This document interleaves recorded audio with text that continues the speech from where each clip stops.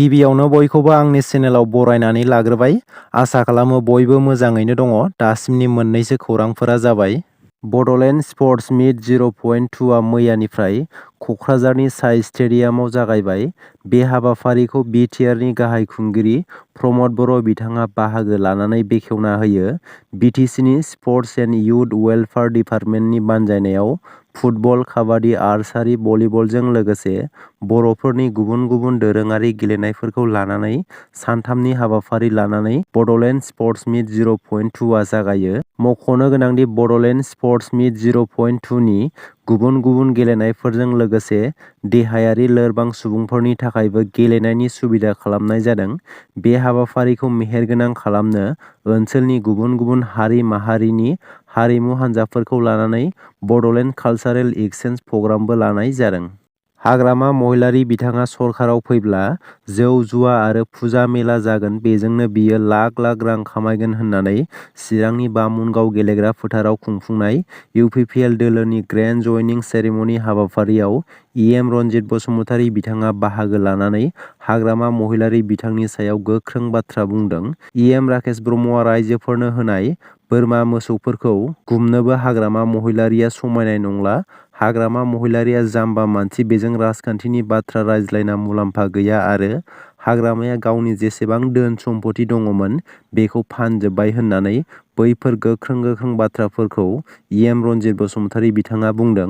थांनाय 17 बोसोराव हाग्रामा महिलारीनि सरकार खुंनायाव गोबां हारि माहारिनि गेजेराव दाङाबाजि जादोंमोन, नाथाय दायो UPPL सरकार खुंनाय समाव BTR ओनसोलाव गोजोन फैबाय होननानै EM रन्जित बसुमतारी बिथाङा बुंबावदों। आसाम सर्ब शिक्षा अभियाननिफ्राय बर' थुनलाइ आफाद आरो दुलाराय बर' फरायसा आफादनिसिम मोनसे गोनांथार नटिस। थांनाय साननैसो सिगां दुलाराय आसाम नाङैनो गंफ्रोमबो फरायसालिफोराव गुणोत्सव फालिनायखौ नुनो मोन्दोंमोन आरो बे गुणोत्सवआवनो बर' बिजों थाखो 6 नि बिगियान आरो सानखान्थि आयदाखौ बर' बिजोंनि जायगायाव इंराजि बिजोंजों खुंनो लानाय थांखिखौ बर' थुनलाइ आफाद आरो दुलाराय बर' फरायसा आफादा गोख्रों हेंथा होनाय आरो बेखौ बोखारनांगौनि थाखाय गोख्रों दाबि खालामनायखौ नुनो मोन्दोंमोन। बेखौ नोजोर होनानै दिनै बेलासिनि 3 रिंगायाव आसाम सर्ब शिक्षा अभियानआ बे आयदानि सायावनो गुवाहाटीआव गोनांथारै सावरायनो थांखिजों बर'नि मोननै माहारियारि आफाद, बर' थुनलाइ आफाद आरो दुलाराय बर' फरायसा आफादनो मोनसे गोनांथार नटिसखौ दैथायहरदों। बे नटिसआव दिनै एबा 16 खालाराव बेलासिनि 3 रिंगायाव बर' बिजों थाखो 6 नि बिगियान आरो सानखान्थि आयदाखौ इंराजिनि जायगायाव बर' बिजोंजोंनो फिन आरोबाव गुणोत्सवखौ खुंनायनि सायाव गोनांथारै सावरायगोन। दिनैनिफ्राय मेट्रिक एबा HSLC आनजादा जागायगोन। दिनै एबा 16 खालाराव इंराजि आयदानि आनजादा जागोन। आसामनि सोलोंथाइ बिफाना सिगाङावनो फोसावखानाय बायदियै बे बारनि मेट्रिक आनजादा जोबथा आनजाद जागोन आरो बे बारनि आनजादा मोननै रोखोमनि जागोन। बेनिनो 45 नम्बरनि आनजादखौ OMR सिटआव होनो नांगोन आरो बेनि समा 1 घन्टा 30 मिनिट जागोन। आरोबाव 45 नम्बरनि आनजादखौ सिगाङाव सोलिबोनाय बायदियैनो फिननाय लिरनो नांगोन आरो बेनि समाबो 1 घन्टा 30 मिनिट जागोन। बेनिखायनो गासै मेट्रिक आनजाद होग्रा बिजाथिफोरनिसिम आंनिफ्राय गोजोन हामलायथि बावहरबाय। आसा खालामो बयबो आनजादखौ मोजाङै मोजां होयो।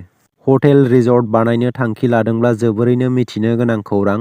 BTRनि मिथिंगा आरो आबहावाखौ नोजोर बोनानै गोख्रों थांखि लागोन BTR सरकारा।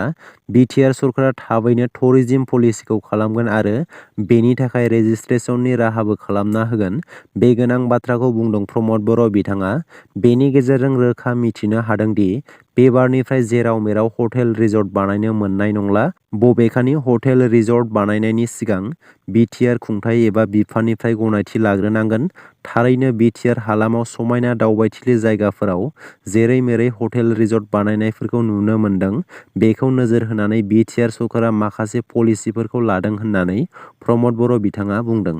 फैबाय थानाय समाव सा 1216 इलिमेन्टारि फोरोंगिरिफोरनो एपइन्टमेन्ट होनो थांगासिनो एबा बेनि इन्टारभिउखौ थाबैनो खुंफुंगोन होननानै CEM प्रमद बर' बिथाङा फोरमायना होदों। बेजों लोगोसेनो सा 1464 सेकेन्डारि टिचारफोरनो एपइन्टमेन्टखौबो होनो थांगासिनो आरो सा 141 साबजेक्ट टिचारफोरनि इन्टारभिउखौ थाबैनो खुंफुंगोन होननानै प्रमद बर' बिथाङा फोरमायथिदों। बेनिखायनो गोसो गुदुं बिजाथिफोरा इन्टारभिउआव बाहागो लानो साखाफारा जानाया मोजां।